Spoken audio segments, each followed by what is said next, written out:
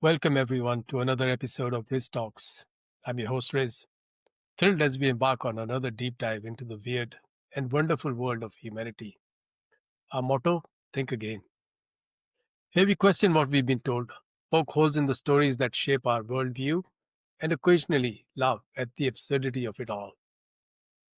Today's episode is titled Humans, the Greatest Threat to Humanity. Yes, you heard that right. The same species that built the internet, composed symphonies, and invented cat videos is also the one most likely to destroy itself. Let's unpack why.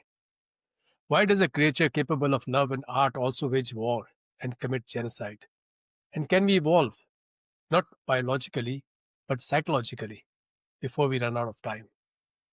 According to the Global Peace Index 2024, only 13 countries in the world are currently free from conflict. That's about 7% of the planet, which means 93% of humanity is living under some form of violence or threat. The 20th century alone saw more than 187 million deaths caused by war, genocide, and political purges. Modern estimates show humans now spend $2.5 trillion annually on military expenditure. That's enough to feed and house every person on Earth twice.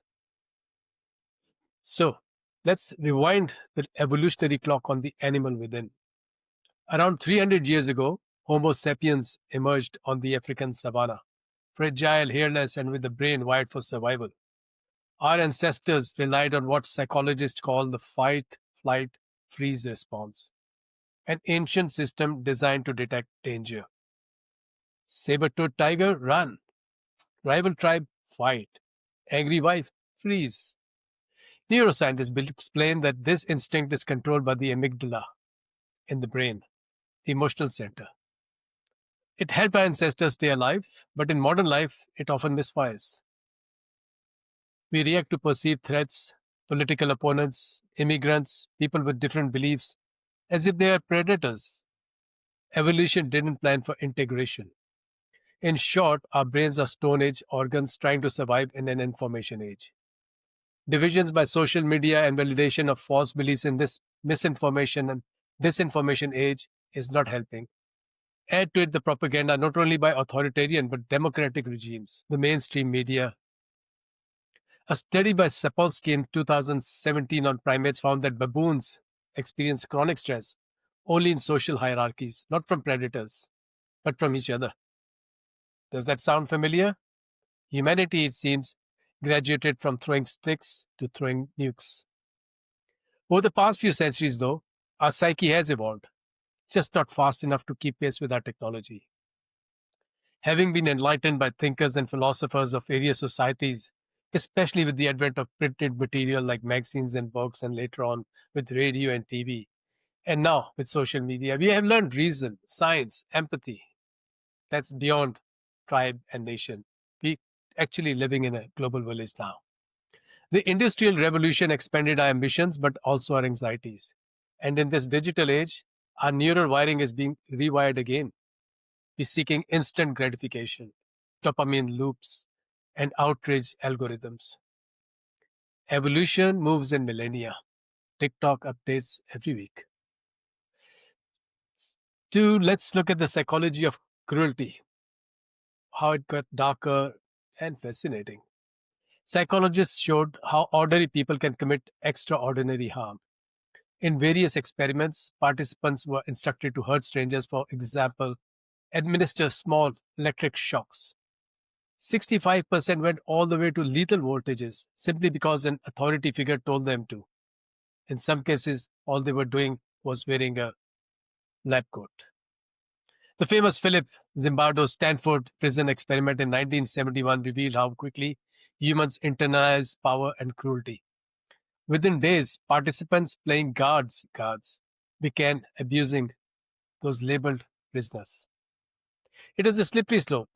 The line between good and evil fades very quickly at times, especially if it is guised under slogans like national interest. Call it a defense force and then you can blow babies to bits. So, next time someone cuts you off in traffic, remember, statistically speaking, you're one stressful moment away from seeking revenge. Stay zen. But seriously, the research shows that cruelty doesn't come from monsters, it comes from us, from obedience, from fear, and the ancient drive to belong, even when it means betraying our conscience. Now, let's talk about society. The sociological spiral from colonialism to climate change, the patterns repeat. Greed, competition, tribalism, fueled at times by racism, nationalism, religion, and other insignificant causes. Then include anti state actors and conspiracy theory advocates. They're all trying to turn us against each other. Sociologist Durkheim, back in 1897, warned of the moral breakdown that occurs when social norms fail to guide human behavior. Technology amplifies these instincts. Studies from the American Psychology Association recently in 2023 show that exposure to online aggression increases desensitization and polarizes empathy. Think fighting video games. Essentially, the more violence we see, the less we feel. We scroll past suffering like it's background noise. When we hear of hundreds killed every day, a smaller number seems like a progressive peace. And yet, we also crowdsource medical aid. We humans fight for justice online and send astronauts to Mars. The paradox of humanity is this: our capacity for compassion grows alongside our capacity for destruction. The world will not be destroyed by those who do evil, but by those who watch them without doing anything, is a quote repeated by many great thinkers over the ages in different words. Just as doing the same thing repeatedly and expecting a different outcome is madness. We humans are truly the greatest peril to humanity. Statistically, yes. Psychologically, probably. But philosophically, not necessarily. Because within the same neural circuits that generate fear and aggression lies the potential for empathy, creativity, and moral growth. Studies show that acts of kindness release oxytocin, lower blood pressure, and improve mental health. Compassion is not weakness, it's evolution's greatest upgrade.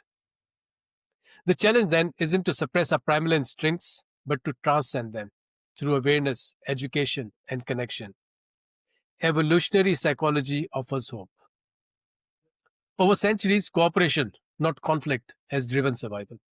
History proves that groups that cooperate outlast those that compete destructively. Empathy, trust, and shared goals are not just moral ideals, they're survival strategies. Universal peace, then, is not utopian, it's evolutionary. It requires expanding our circle of empathy beyond skin, race, blood, tribe, or flag. Studies in neuroscience have proved that empathy training, and compassion meditation can literally rewire the brain. If we end exploitation by nations, corporations, and groups or individuals, stop wars, add fair governance, equitable economics, provide justice, and universal education, peace becomes less of a dream and more of a developmental milestone. Humanity 2.0, if you will. The question is, will we? Can we do it before it's too late? Thank you for joining this episode of Riz Talks. Remember, thinking again isn't just a motto, it's a lesson in life. Humanity's greatest threat might be itself, but that also means we hold the power to save it. So are we living in a way that leaves the world better than we found it? Chinese philosopher Confucius said, when superiors are fond of showing their humanity, inferiors try to outstrip one another in their practice of it. So let the leaders show humanity and the others will follow. It's time to act. Share the message, challenge ideas, join the conversation, and most importantly, stay human. This is Riz Talks. Be curious, be kind, and come back for more.